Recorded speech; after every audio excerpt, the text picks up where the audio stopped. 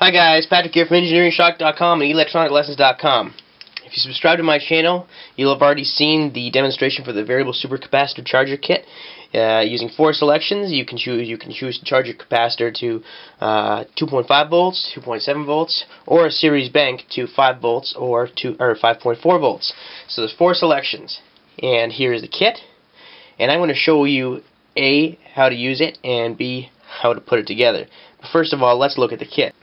Okay, the kit comes with a custom PCB, well labeled, a 5mm female jack for power, a 5-volt relay, 3mm red LED, a 2N2222 NPN transistor, a 78LO5 5-volt regulator, a beef bus of a 18-ohm 5-watt power resistor, that's our charge limiter, a 0.1 microfarad ceramic capacitor, 2 10 microfarad electrolytic capacitors, a monetary push switch, a 470 ohm resistor, 4 10k ohm resistors, a 8-pin dip socket, a microcontroller PIC 10 F222, a 2-pin terminal block, and 2 power diodes.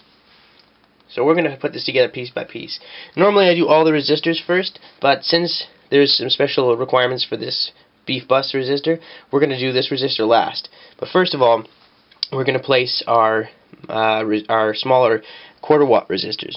Now your 470 ohm resistor is R2, and it's labeled R2 470R, and all of your other resistors, R6, R4, R3, and R5, are all 10K, and they're all labeled, so you shouldn't have any problem. Now they should fit nicely into place. Resistors don't have any polarity, of course, so you can put them in either way. Just make sure that you're putting the right values in the right slots. There's really only 2 values here, and as long as you place the 470 ohm in the 470 ohm slot, you're going to be golden. Make sure that your solder joints are solid, and once you're done that, we're going to do our capacitors and our diodes. Okay, time for our diodes and our capacitors. First I'll start with the diodes. On one side of the diode there's a white stripe, and on the other side it's just black. This is something you likely can't see from here, but when you actually purchase the kit, or if you ever see a diode, you'll notice that typically there's a white side and a black side. The white side is an indicator of the negative side, or the cathode, and the black side is an indicator of the positive side, which is your anode. And there's 2 diodes here, D2 and D1. On the footprint, there is a white stripe on one side, and on the other it's just darkness. So make sure that when you place them from a bird's eye view that the white stripe on the diodes match the white stripe on the footprint, because if you solder them backwards you're going to have problems with functionality. Getting to your capacitors, the capacitors are all in here. C1 and C3 are the 10 microfarad electrolytics. Now you'll actually notice on these footprints there is a plus symbol. Now you might have trouble seeing it from here, but that's an indicator that that side is the positive side. Now the electrolytic capacitors have a long lead and a short lead. The long lead is your positive, the short lead is your negative. So make sure that you place the long lead in the hole with the plus sign indicator, and the negative lead in the other one. And when you, because if you screw that up, then you're reversing polarity. You risk blowing up your capacitors, and they certainly will not do what they are supposed to do, which is smoothing. Your 0.1 microfarad is ceramic. There's no polarity on that, and that goes into the C2 slot.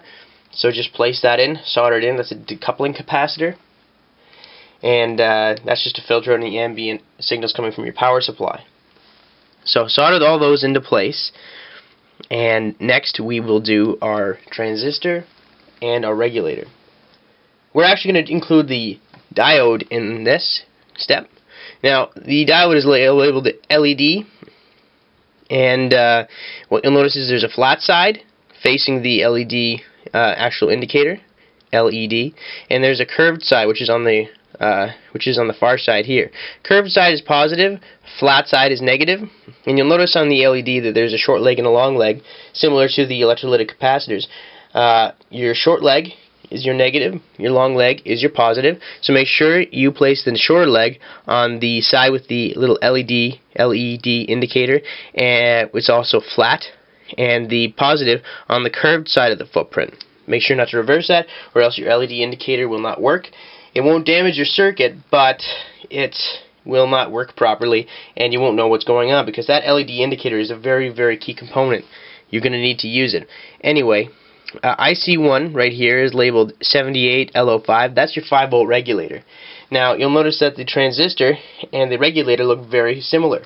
In fact, they look almost identical, except for there's a flat side and a curved side to each of the components. Flat side actually shows you the name of the components. So you want to make sure that IC1 is the 78L05. You should be able to indicate that relatively easily.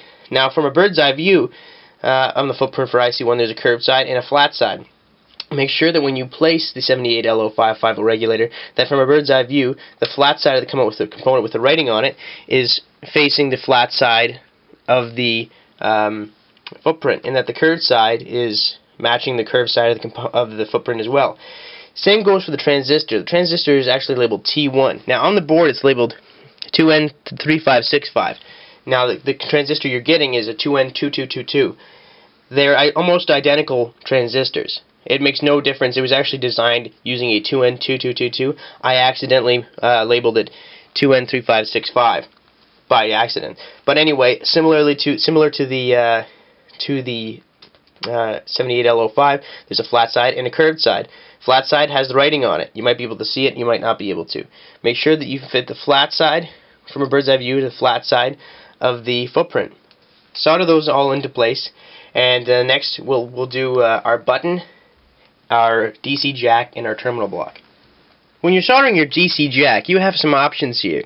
You might not have a transformer that a 5mm jack male to fit into the female 5mm jack. In which case, you notice these three holes. This hole, the rightmost hole, the middle hole, doesn't mean anything. It's just a placeholder. The far hole here is your positive, and the square lead right at the bottom here, that's your ground.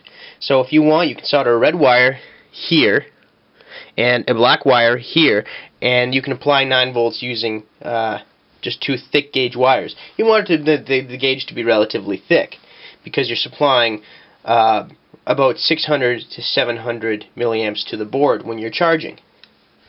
Now the button, it really only fits in one way, and it should pop into place.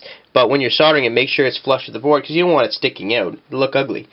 The terminal block is placed right here. Now there's one side of the terminal block has screw terminals, one does not. Make sure the side with the screw terminals faces outward, because if you have it facing where the relay is going to go, you're not going to be able to mount your capacitor, obviously. So make sure that these are facing outwards. Now again, with the DC jack, you'll notice that it does come with it. There's 3 pins on it, and the DC jack faces outwards, and it fits right into place. However, you'll notice that the holes are very big. I've done this for a reason, because this specific DC jack has thick leads. What you have to do is you don't have to fill the holes completely with solder. Just make sure that all 3 pins have a good solid connection to each of the holes. If you add too much solder to the to the layer underneath, to the solder pads, what you're going to find is you're going to melt your female jack, because it's made of plastic. So just be careful. Don't overdo it. Make sure that there's connections on either side. It really does fit into place nicely. So solder those 3 components. Next we'll do our relay, and we'll do our socket and IC, and then lastly we'll do the resistor. Easy step. Your dip socket on the left hand side has a notch in it. The IC footprint has a notch on the left hand side as well. When you're placing the IC socket in, make sure that from a bird's eye view, the notch on the socket faces the notch on the footprint. You'll notice that there's also a notch on your IC. Match the notch on the IC to the notch on the socket, which is to the left hand side from this perspective. Turn it around, you're going to fry your IC, so pay very close attention. You want to make sure that your notch is facing the notch on the footprint. Your relay has 3 pins on one side and 2 pins on the other. Fits in only one way. You can't really screw it up. Make sure that it's flush with the board, and make sure you add a healthy amount of solder to it. the solder pads are relatively large, and the solder should just mount right to it. It should flow nicely. You want to make sure that the relay has really good solder joints. Anyway, with that all soldered in, we're just going to do one more step, and that's our resistor, and then we're going to test it. Last of all, the big bad resistor. Now what I've done here is I've pushed the leads together a little bit, and the resistor is labeled R charge, resistor charge. So this is your current limiting resistor that charges, because you need a current limiting resistor to limit the current to the capacitors, or else your circuit will not function at all. Because what will happen is, a capacitor, when charging a capacitor, it's almost like a short circuit. It takes all the current that it can manage because it's got a low internal resistance, which isn't enough to limit the charge. So you need to add a charge limiter. So this is an 18 ohm 5 watt power resistor. Place it in the R charge slot. Again, resistors are not polarized, so you don't need to worry about it. Make sure it's level. Make sure it's about 2.5–3 centimeters above the board, because this is going to get hot during charge. Only when it's charging will it get hot. You can burn yourself. Be very careful. I will not take responsibility if you hurt yourself. Now mount it so it's about that high above the board, and make sure your solder joints are very strong. And now once you're done soldering that, we'll test it. Now that we've got everything mounted, it's time to test. So put in your 5-volt source or your 9-volt source, and nothing will happen until you press the button. So the select button. So press it once till the LED lights up. Nice. It works. So let me just explain to you what happened. We selected 2.5 volt charge, and I'll get more into that in a minute. So what it did was, the LED blinked on once saying selection 1, 2.5 volts. The relay turned on. The software and circuitry detected no capacitor at the output to charge, and so the relay turned off, and now the light is giving you an indication that charge is complete, or there is an error, meaning there is no capacitor there. So to get that LED to stop blinking, we press the select button again. You can hold it down if you want, makes no difference. Let go, and software resets. So what we can do now is we can put a capacitor in here. I'm going to put a 60 farad 2.7 volt capacitor in there, and then we'll charge it. The terminal block has a cap plus and a cap minus lead, so you want to make sure that you place your negative into the cap minus lead and your positive into the cap plus lead, and you can do this while power is on because the relay isn't on. Just pop it into place, tighten up your terminals. And what you can also do is, if you're curious, there's test points here. There's 2 test points, and you can test what voltage is on the capacitor. I want to add that there is a demonstration video that goes through the entire demonstration. I'm just going to show you how to charge to 2.5 volts in this video. If you want to see the demonstration video on how to use the entire board, please look at my channel. It's the second last video that I made. Now, the test terminals are labeled C plus and C negative. So we can actually see what voltage is on the capacitor right now by probing these lines. C negative is your negative, C positive is your positive. So right now on this specific capacitor, there's 2.3 volts on it. Now this will charge up to roughly 2.45 volts, because if you want to save your capacitor, you want to make sure that you're always charging just under what it's limited at. So in this case, I programmed it so that it was only going to charge to about 2.45 volts. So what I'll do is I'll do selection 1. And now it's charging, and it will stop charging at about 2.45 volts. And you can just leave the room. This resistor will get hot, but that's why we've mounted it above the board. When it stops charging, the relay will turn off, and that LED will flash, at which point there will be no back powering through the system from that capacitor. It will be completely isolated, so it's ready to remove charged supercapacitor. I know I'm talking very fast right now, but there are 4 selections. It's charged. So 2.42 volts. It's a safe voltage to charge to, but this is a 2.7 volt capacitor, so actually we'll show you how to charge to 2.7 volts. If you want to see how to charge to 5 or 5.4 volts in a series bank, please go to my demonstration video, in which case it's blinking right now, so of course you press the select button, LED turns off, and we'll hold the button down into selection 2 mode, which is 2.7 volts, or rather 2.65 volts. So hold the button, selection 1, selection 2, let go, relay turns on. We can probe. We don't have to probe it. It's just so that you can verify that everything is hunky-dory. Now this will stop charging at around 2.63 to 2.65 volts. Maximum charge on this specific capacitor is 2.7 volts.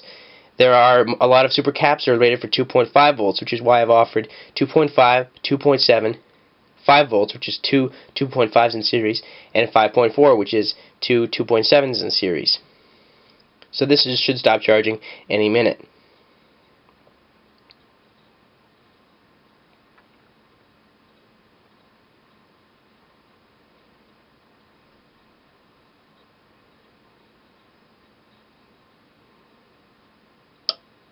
Works like a charm. Safely charged up my supercapacitor, and it's ready to use. So again, if you found this through eBay or you found this through engineeringshock.com, the demonstration video, the full demonstration video is available. Thanks for watching. I've got a bunch of new kits I'm integrating right now, so stay tuned for more videos. Thanks everyone.